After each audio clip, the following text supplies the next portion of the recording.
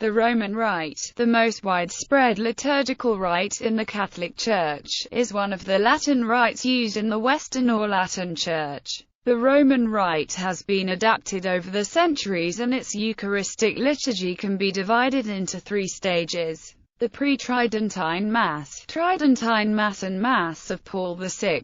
The 2007 Motu Propria Summorum Pontificum specifies the circumstances in which priests of the Latin Church may continue to use the extraordinary form of the Roman Rite in the 1962 Roman Missal. Comparison with Eastern rites. While other rites use more poetic language, the Roman Rite is noted for its sobriety of expression. In its Tridentine form, it was noted also for its formality. The Tridentine Missal minutely prescribed every movement, to the extent of laying down that the priest should put his right arm into the right sleeve of the alb before putting his left arm into the left sleeve. Concentration on the exact moment a change of the bread and wine into the body and blood of Christ has led, in the Roman Rite, to the consecrated host in the chalice being shown to the people immediately after the words of institution. If, as was once most common, the priest offers Mass while facing ad apsidum, ad orientem if the apse is at the east end of the church,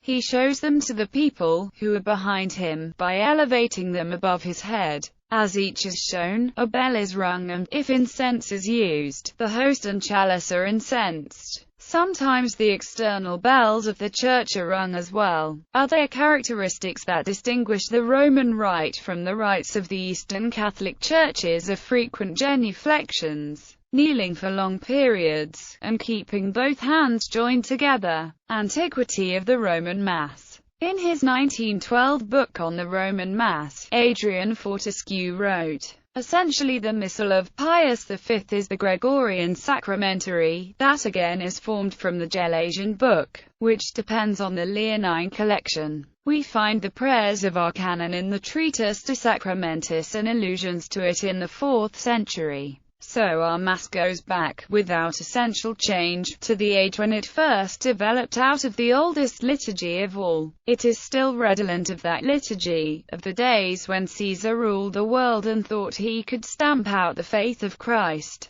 when our fathers met together before dawn and sang a hymn to Christ as to a God. The final result of our inquiry is that, in spite of unsolved problems, in spite of later changes, there is not in Christendom another rite so venerable as ours." In a footnote he added, "The prejudice that imagines that everything Eastern must be old is a mistake. Eastern rites have been modified later too, some of them quite late. No Eastern rite now uses as archaic as the Roman Mass." In the same book, Fortescue acknowledged that the Roman Rite underwent profound changes in the course of its development. His ideas are summarized in the article on the Liturgy of the Mass that he wrote for the Catholic Encyclopedia, in which he pointed out that the earliest form of the Roman Mass, as witnessed in Justin Martyr's 2nd century account, is of Eastern type, while the Leonine and Gelasian sacramentaries, of about the 6th century, show us what is practically our present Roman Mass.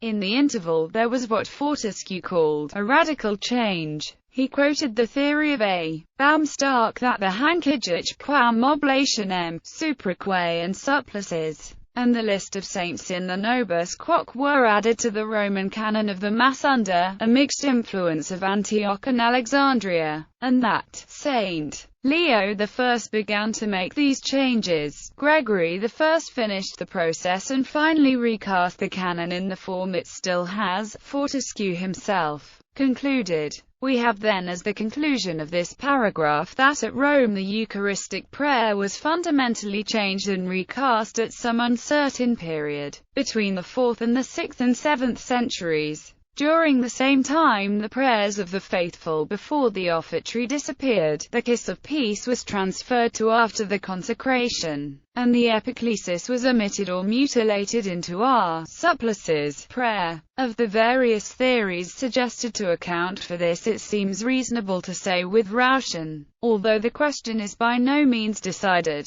nevertheless there is so much in favor of Drew's theory that for the present it must be considered the right one. We must then admit that between the years 400 and 500 a great transformation was made in the Roman canon. In the same article, Fortescue went on to speak of the many alterations that the Roman rite of Mass underwent from the 7th century on, in particular through the infusion of Gallican elements, noticeable chiefly in the variations for the course of the year. This infusion Fortescue called the last change since Gregory the Great. The Eucharistic prayer normally used in the Byzantine Rite is attributed to St. John Chrysostom, who died in 404, exactly 2 centuries before Pope Gregory the Great. The East Syrian Eucharistic prayer of Iain, which is still in use, is certainly much older. Arrangement of churches. The Roman Rite no longer has the pulpitum, or rood screen, a dividing wall characteristic of certain medieval cathedrals in Northern Europe,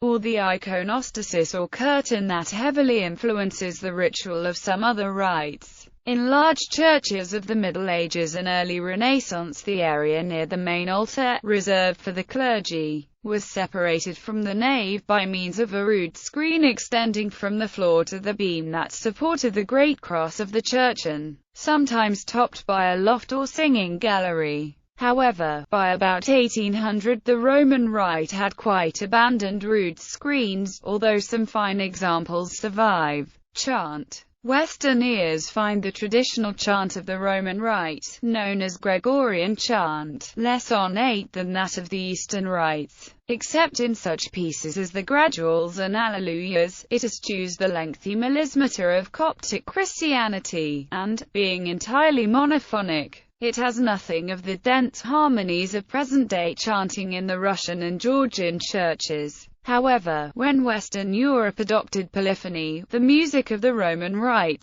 became very elaborate and lengthy. While the choir sang one part of the Mass, the priest said that part quickly and quietly to himself and continued with other parts, or he was directed by the rubrics to sit and wait for the conclusion of the choir's singing. It thus became normal in the Tridentine form of the Roman Rite for the priest to sing no part of the Mass, merely speaking the words, except on special occasions and in the principal Mass in monasteries and cathedrals.